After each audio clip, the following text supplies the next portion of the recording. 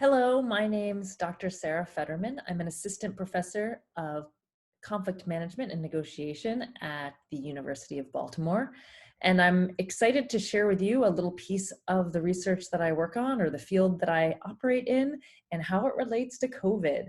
So I'm appreciating you be inviting us to do this. And I hope this exposes people to the field of conflict resolution and also helps people as they're listening to the news about what's happening in the world. So here's a brief through 3 epochs of conflict resolution, thinking about COVID. How do conflict resolvers and how does the conflict field think about what's happening now? Well, the first thing we say is that how we approach COVID actually matters. So how you think through a problem is going to help determine how you respond to it. And that can sometimes make it worse or sometimes make it better. Peter Senge of MIT has famously said that today's problems are yesterday's solutions. So first, we don't want to create new problems for tomorrow. The approach that I'm going to teach you today or talk to you about briefly is based on a co-authored textbook called Introduction to Conflict Resolution that I wrote with some colleagues from George Mason, soon to be the Carter School Conflict Resolution. So what I want to share is that every approach to conflict has its strengths and limitations. If you've read a book about a great approach to conflict and then tried that approach on every one of your conflicts, I'm sure you have found that it does not work in all situations. No matter how good the book or approach is, everything has its limits and its strengths. So there are 3 overlapping eras or ways of thinking about conflict. And the first one has to do with prevention. And that has to do with the fact that our field of conflict resolution really emerged after World War II during the Cold War. So the number one priority for our field at that point was to avoid nuclear war. So most of the approaches come out of that approach. Epoch 2, the next period, came after the fall of the Berlin Wall, and it really focused on coexistence. Scholars were really trying to figure out why there were genocides, the genocide in Bosnia and in Rwanda, and why there was so much civil war in Africa. So that period really focused on how we can all live together. So that really went on until 9/11. And Epoch 3, the third one, has to do with the shift that came after 9/11, when we realized it wasn't just about understanding other cultures and making peace with everyone, that we were really going to have to live in the tensions, that just kind of a kumbaya, we're all going to live together in peace, wasn't going to maybe happen the way we had hoped before.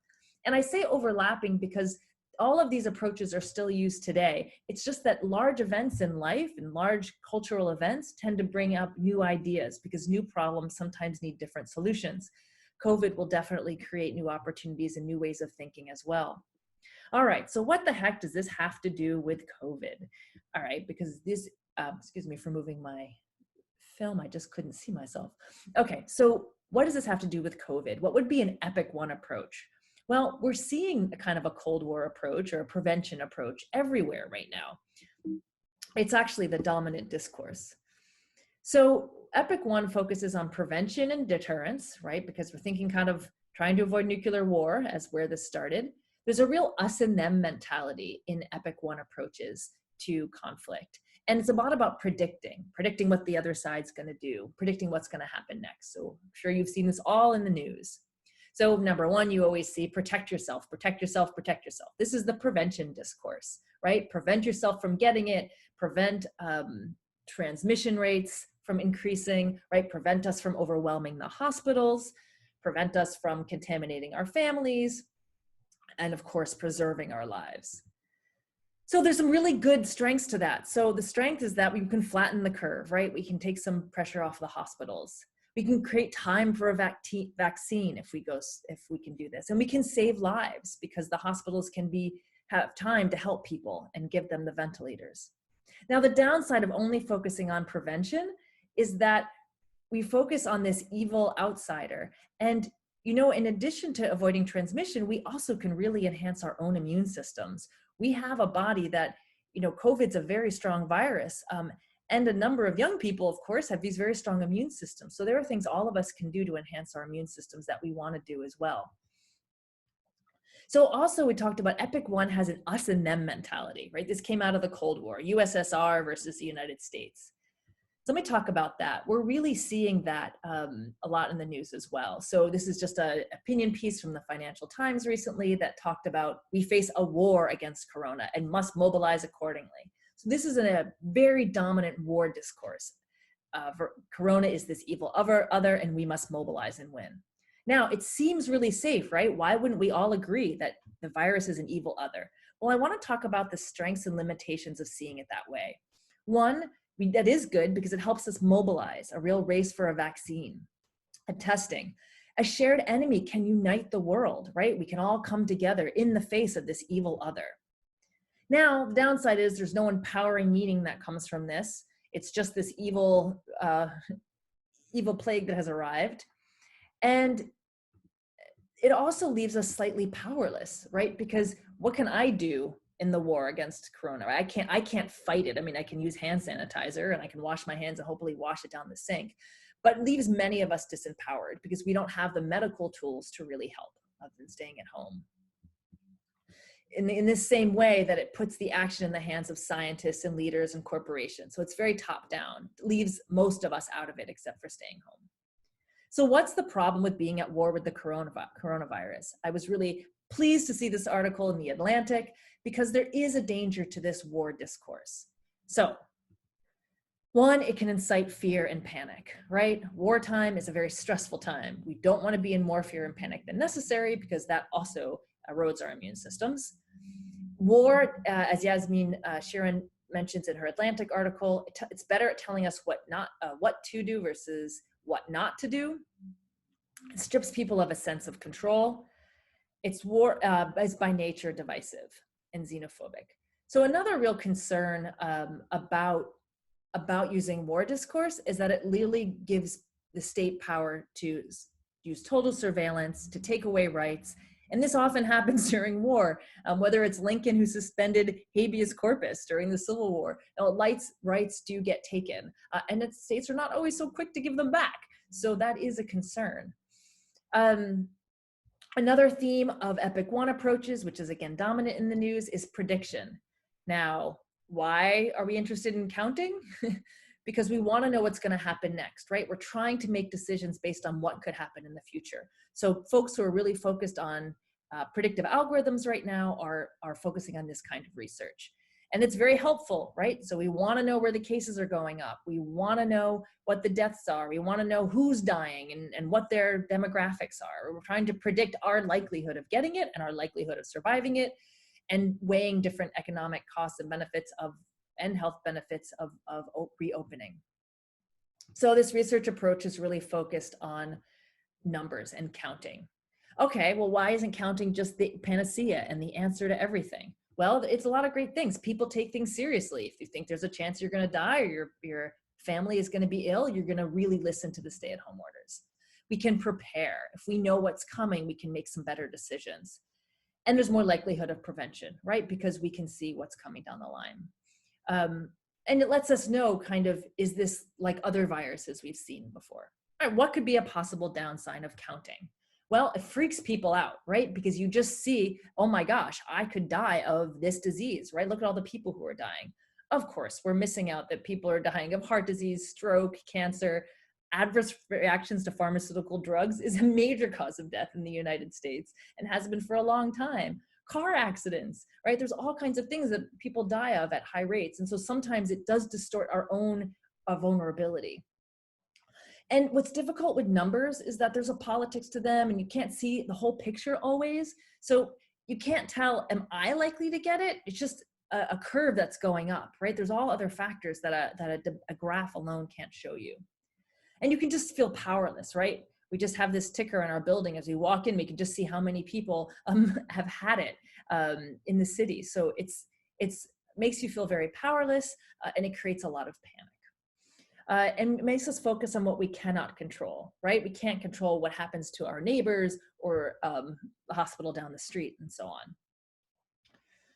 Okay, and this is back to the idea that, you know, there are a lot of things we can do in this study by the CDC from April 17th, that people who are dying had 89% had one or more of the underlying conditions: hypertension, obesity, chronic lung disease, diabetes, cardiovascular. Well, we can do things about obesity and hypertension and cardiovascular disease. We can take care of ourselves to help reduce some of our risks. So we do want to focus on that as well, like eating well, for example. I know a lot of families are having fun baking, and I think that is terrific. We just also want to be taking care of our bodies and doing fitness where we can. There are so many yoga videos and fitness videos online, and taking a walk is fantastic. So I hope people are not feeling so powerless that they're not actually taking care of themselves. So Epoch 2 is this real, it's the period of the approach of conflict that's the peace building approach. It's the living together, it's learning to coexist. And it's the real hopeful part, it's the dialogue piece. And this is, you'll see this, for example, this European University Institute logo really represented this approach to COVID, which is the solidarity, the coming together, the donations, the support, the neighbors helping neighbors, young people buying food for elderly, the applauding of the healthcare workers, the benefit concerts, movie stars getting online and, you know, uniting and inspiring people and cheering them on. And right, so there's a real coming together about this that is very much a part of the peace building aspect of conflict resolution, which is great to see as well. There's a lot of active listening and compassion in this approach. So those who have studied mediation or how to listen well, how to have productive conversations, been in dialogue groups. This is the part of conflict resolution that amplifies compassion. It's really about community and staying connected. We're hearing a lot about that. That's the Epoch 2 approach to conflict. This was a lovely event held by one of the UB students, Stephen Mack. How do we build community when we can't be near each other? He held something called a World Cafe, where we spoke online about how to do this. And that's an Epoch 2 approach. So Epoch 3, this is the approach that emerged after 9/11, when it wasn't so clear who enemies were, where terrorism came, and there was living in chronic fear, a real shock to the Western world that not everybody lived according to our values of human rights, and trying to understand why they hate us, as George Bush famously said. So the approaches evoked here have to do with power and possibility. So let me talk a little bit about these. One of the Epoch 3 approaches that you're seeing is when you read articles about marginalized groups who are being affected disproportionately, right? So this was an article in sciencenews.org about why African Americans might be especially vulnerable to COVID, right? So looking at that, looking how people with disabilities are struggling, moving on to online platforms. Epoch 3 also really focuses on voice. Violence is being understood as a product of something that can't be said. Sarah Cobb, with whom I wrote this book, talks a lot about the power of narrative and how this affects and how this works in conflict. So we're looking here about voice, who gets to speak, and so we're seeing a lot of that in the news right now. So when you're reading articles or seeing the news about whether or not Fauci is allowed to speak, or who's right, or is Trump's view right, or is Fauci's view right, that kind of contestation over whose voice gets to be the dominant one, who gets to decide, is it science, is it politics, is it the economy, right? Whose priorities matter more, and so on. So that's really this whole focus on voice, who gets to speak, what is going to be the voice that guides us forward. Also in Epoch 3, there's scholars working and practitioners working in this mode, except that we're going to be living in the tensions. And this means that the kind of hopeful approach of peace building, where we're all just going to live and love each other and hold hands and sing forever, is not going to last long term, because there will always be somebody in the group who doesn't want to do that. And if they're not also allowed to speak, then they get silenced, and then they get ostracized, and then they can radicalize, and they come back and come back and shoot the peace lovers, right? So you can't just expect this pure peace, etheric approach, at least not right now. So some articles that talk about living in the tensions. So that this New York Times piece, we're all grieving. This is how we can get through it, right? It's a complicated time, but also living in the tensions. Living in the tensions can refer to Lee Payne's work. She talks about contentious coexistence, right? In the United States, it's dramatically tensious coexistence, where you have some people staying at home and others feeling that their constitutional rights are being taken away by being forced to stay at home, right? And the economic impact of this is affecting people differently. So some people want to stay home, but others who really need the money to get back to work, and so on. So there's a real contentious part of this approach to conflict where you're not trying to just make everything quiet again, but making it safe for people to have tensions, right? Where it doesn't erupt in violence, hopefully where people are not taking assault weapons to do their protests, right? This is not, there are nonviolent ways of having contentious coexistence. Then for those of you who saw this fly around the internet, I thought this was the more possibility part of Epoch 3, who it's attributed to Kitty O'Meara, who wrote this poem, that during this time she wrote, "And the people stayed home and read books and listened and rested and exercised and made art and played games and learned new ways of being and were still." So her poem goes on to talk about the possibility that can come through this contentious period, right? To see what growth we can all go through while we're grieving together. And in sum, what I really wanted to bring forward to you today in a short time, well, short for me, but maybe feels long to you, that there are many approaches to conflict. There's 3 main eras that I just introduced to you today. You see them all in conversation online. Each one has different strengths and limitations. There's a lot of discourse around prevention. And as I said, there's great possibility in that, right? We can predict what things might happen, make some better decisions, take care of ourselves and others, right? But we also want to stay in our own power, take care of our bodies, take care of our stress.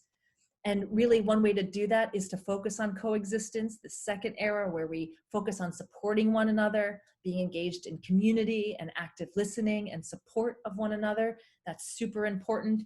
We also know that just listening in and of itself is not going to bring peace, and it's not going to make everything perfect. There is a certain acceptance of living in the tensions. The tensions mean that not everybody's going to agree on what we should do next. Not everybody's voice is going to be validated and heard equally. We need to pay attention to those who are being affected by this in ways that aren't being maybe televised. We're not going to all agree, and it's not going to feel good all the time, right? There's going to be grief. So thank you all for listening. I want you just to hopefully from this engage in these different approaches, not argue that we shouldn't do prevention, it should only be coexistence or only living in the tensions. It's all important, it's all true. And let's bring out the best of these approaches without overemphasizing one to the detriment of the other. So wishing you all well, and here we go. We're all in this together.